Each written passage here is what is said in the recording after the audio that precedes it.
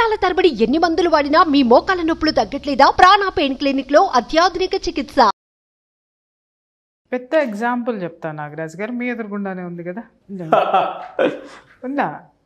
ఇప్పుడు నన్ను కొంతమంది ఎలా తీసుకుంటారు, వెరీ ఇన్స్పిరేటివ్ పర్సనాలిటీ కింద తీసుకుంటారు. కొంతమంది ఎలా తీసుకుంటారు, ఓకే ఏదో చెప్తుందిలే అని తీసుకుంటారు. కొంతమంది పని గట్టుకుని ఏం తీసుకుంటారు, అబ్బా వాళ్ళు ప్రియా చౌదరి అని రాయడానికి ఆ ప్రియా అనే ఆ పా అనే అక్షరానికి ఇంకొక అక్షరం జోడించి మరీ పోస్టర్లు వేసి మరీ నన్ను ట్రోల్ చేసి పడేస్తున్నారు. ఏమంటే నేను అర్థం కాక అడుగుతాను, నేను వీళ్ళ ఎవరి జీవితాల్లోకి నేను వెళ్ళాల, వాళ్ళు ఎవరో కూడా నాకు తెలీదు, వాళ్ళ పేర్లు పెట్టి నేను మాట్లాడలా, ఎవరిని వ్యక్తిగతంగా నేను కించపరచలా, వ్యక్తిగత జీవితాలను నేను ఎప్పుడూ కూడా నేను మాట్లాడలా. సామాజిక దృక్పథంతో సమాజంలో జరిగేటటువంటి ఇష్యూస్ సమాజానికి చేటు తెచ్చేయి, కుటుంబానికి చేటు తెచ్చేయి, వ్యక్తిగతంగా నష్టపోయేటటువంటి విషయాల్లో అవేర్నెస్ కల్పిస్తున్నాను తప్ప వీడి కుటుంబాన్ని కానీ, ఆమె కుటుంబాన్ని కానీ, లేకపోతే ఆమె క్యారెక్టర్ని కానీ, లేకపోతే అతగాడి యొక్క క్యారెక్టర్ని కానీ నేను ఎవరిని వ్యక్తిగతంగా నేను ఎప్పుడూ టచ్ చేయలేదు. కానీ కొన్ని చూస్తే నాగరాజ్ గారు కొన్నిసార్లు అసలు ఆ కామెంట్స్ చూస్తే ఎట్లా అయిపోయో ఉంటుందో పరిస్థితి, అర్థం కాని పరిస్థితి. ఎంత భయంకరమైనటువంటి పదాలు వాడతారండి. వీళ్ళకి ఏం సంబంధం ఉంది అసలు నన్ను తిట్టడానికి? వీళ్ళని ఏమన్నా పేరు పెట్టి నేను మాట్లాడానా, లేకపోతే వీళ్ళకి సంబంధించిన విషయాలు నేనేమన్నా మాట్లాడానా? నేను జనరల్ ఇష్యూస్ మాట్లాడుతున్నాను, దానికి పరిష్కారాలు మాట్లాడుతున్నా. నీకు ఇష్టమైతే చూడు, కష్టమైతే మానేసేయి. ఇదే పెద్ద మనుషులు, ఇప్పుడు నేను మాట్లాడాను చూసారా, ఇదే పెద్ద మనుషులు వాళ్ళ యొక్క యాటిట్యూడ్ని మనం క్వశ్చన్ చేశామంటే ఈ మాట మాట్లాడతారు, ఇష్టమైతే చూడండి, కష్టమైతే మానేయండి అని. మరి పోటుగాళ్ళారా, మీకు ఇష్టం లేనప్పుడు మరి నా ఎందుకు చూస్తున్నారా? నన్ను ఎందుకు ట్రోల్ చేస్తున్నారా? పని కట్టుకుని నన్ను ఎందుకురా మాట్లాడుతున్నారు? పని పాట ఏం లేదా? నిజంగానే లేదు. ఇంట్లో వాళ్ళు సంపాదిస్తుంటే కూర్చొని తింటున్నారు. ఉబుసుకుపోవాలి కదా, ఆడదైతే ఈజీ కదా. అందులో పర్సనాలిటీ, పాపులారిటీ ఉన్నటువంటి పర్సనాలిటీని పట్టించుకుంటేనే ఈ నా కొడుకులకి ఈ పెద్ద మనుషులకి కాస్త ఫెమిలియర్ పేర్లు వస్తాయి కదా, వేసేస్తూ ఉంటారు. మొదట్లో చాలా ఏడుపు వచ్చేది నాగరాజ్ గారు, తర్వాత కొంచెం తట్టుకున్నాను నేను. ఎందుకు అనంటే పబ్లిక్లోకి వచ్చాం మనము కాబట్టి. ఎస్, నేను పర్టికులర్గా నేను ఎవరిని మాట్లాడటం లేదు. ఈ నైజాన్ని నేను ఎలా తిప్పికొట్టాలి అనుకుని తిప్పికొట్టాలి అనేటటువంటి మనస్తత్వాన్ని ఏర్పాటు చేసుకుని బాధపడడం అనేటటువంటి స్థాయికి వచ్చాను. ఆ బాధపడడం అనేటటువంటి స్థాయి నుంచి కూడా నన్ను నేను రియలైజ్ చేసుకొని, ఎస్ ఇక్కడ నాకు ఏదీ నన్ను అంటకూడదు అనుకున్నప్పుడు మూసుకొని 4 గోడల మధ్య కూర్చోవాలి. 4 గోడల మధ్య కూర్చోవాలి. బయటికి వచ్చాను, నేనున్నది దేంట్లో ఉన్నాను, ఇంకా చెప్పాలంటే జలియన్ వాలాబాగ్ పెరేడ్లో ఉన్నాను. కాల్పులు జరుగుతున్నాయి. ఒకటి, నన్ను నేను ప్రొటెక్ట్ చేసుకోవాలి, పారిపోవాలి, లేదా తూటాకి బలి అవ్వాలి. 2 ఆప్షన్స్. అర్థమైందా? పారిపోలేకపోయాను అనుకోండి, నన్ను నేను ప్రొటెక్ట్ చేసుకోలేకపోయాను అనుకోండి, తూటాకి బలి అవుతా. ప్రొటెక్ట్ చేసుకోగలిగితే నన్ను నేను సేవ్ చేసుకుంటాను, అది నా జీవితంలో ఒక పెద్ద మైలురాయి అవుతుంది. కాబట్టి ఎప్పటికప్పుడు తగులుతూనే ఉంటాయి. వాటిల నుంచి ఎలా హీలింగ్ తెచ్చుకోవాలి, వాటిని ఎదుర్కొని ఎలా నిలబడాలి, మనల్ని మనం మోటివేట్ చేసుకోవాలి.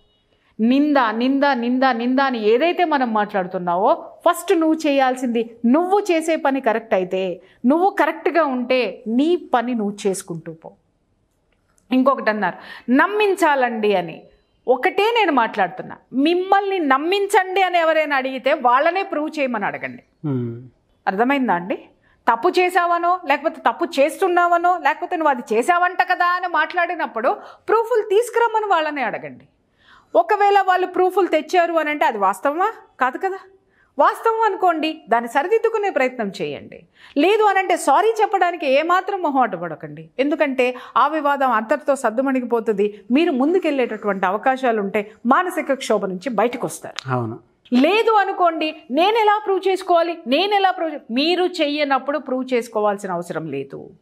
మీ పని ఆపకండి. అది హౌస్ వైఫ్ అయినా సరే, వర్కింగ్ ఉమెన్ అయినా సరే, లేకపోతే ఆఫీస్లో బాయ్ అయినా సరే, బాస్ అయినా సరే, ఎవరైనా సరే, you need not to prove yourself when you are in a true version. మీరు నిజాయితీగా ఉన్నప్పుడు మిమ్మల్ని మీరు ప్రూవ్ చేసుకోవాల్సిన అవసరం లేదు నాగరాజు గారు. అందుకే అంత పెద్ద వ్యక్తిని తీసుకొని నేను నమ్మినారాయణ స్టోరీ తీసుకొని నేను చెప్పాను. అంటే అంత పెద్ద స్థాయిలో ఉన్నటువంటి వ్యక్తే బయటికి రాలేకపోయాడు, కానీ పోరాడితే ఖచ్చితంగా బయటకు వచ్చాడు. చెయ్యనటువంటి నేరము నింద మీద పడినప్పుడు నేను చెయ్యలేదు అనే ఒక్క దాని మీద నిలబడ్డాడు. 20 ఏళ్ళు పట్టిందని మనం అనుకుంటున్నాం, కానీ భవిష్యత్తుకి ఆ భవిష్యత్ తరాలకి ఆయన ఎంతటి ఉత్సాహాన్ని ఇచ్చాడు ఆయన చెప్పండి. అవును, ఎలాంటి రోల్ మోడల్ కింద నిలబడ్డాడు చెప్పండి. అలాగే తప్పుడు కేసులు పెడదామనుకున్నటువంటి వ్యవస్థలకి కూడా ఆయన ఒక వార్నింగ్ అయితే ఇచ్చినటువంటి వ్యక్తి కాదా? మనం ఎప్పుడు కూడా పోరాటం ఆపకూడదు నాగరాజు గారు. పోరాటం ఆపేసాము అని అంటే ఎదుటివాడికి లొంగిపోయాం, వాడు అన్నది నిజం చేసాం, లేదా ఓడిపోయాం. ఓడిపోదలుచుకున్నావా ఓడిపో, దాని గురించి ఇంకా ఆలోచించుకో. నేను ఓడిపోయానని చేతులెత్తేసి లేదు, దాంట్లోనే ఉండాలి అనుకుంటావా? పోరాడు పోరాడు పోరాడు, జీవితాంతం చిట్ట చివరి వరకు కూడా పోరాడి పోరాడి ఓడిపోయాడురా అని మాట్లాడతాడు. ఎంత పోరాడాడో అనే మృత్యువుతో పోరాడాడు. ఓడిపోయాడు అంటే మృత్యువుతో పోరాడి ఓడిపోయాడు అని రాస్తావు. మృత్యువు గెలిచాడు అనుకుందాం, మృత్యువుతో పోరాడి గెలిచి చివరికి మృత్యువుతో కూడా మనం పోరాడాల్సిందే. ఎట తీసుకుపోతాడో ఆ బ్రీత్ ఉండనిచ్చేది వెళ్ళేది పోయేది కూడా పోరాటమేనండి. ప్రతినిత్యము కూడా తల్లి కడుపులో నుంచి బయటికి వచ్చేటప్పుడు కూడా ఒక పోరాటం చేసే బయటకు వస్తాం. ఎంత స్ట్రగుల్ తోటి వస్తాం గర్భం నుంచి బయటికి. అవును, వచ్చిన తర్వాత ఈ వాతావరణాన్ని తట్టుకోలేక కెవ్వు నరుస్తుంది బిడ్డ. ఆ వాతావరణానికి తట్టుకోలేక అది పోరాటమేగా. అరిచి తన ఉనికిని చెప్పి ఆ వాతావరణాన్ని తన బాడీకి అడాప్ట్ చేసుకొని పట్టడానికి ఆ బిడ్డకి కొన్ని రోజులు పడుతుంది, మళ్ళీ తర్వాత దాంతో మమేకం అయిపోతుంది.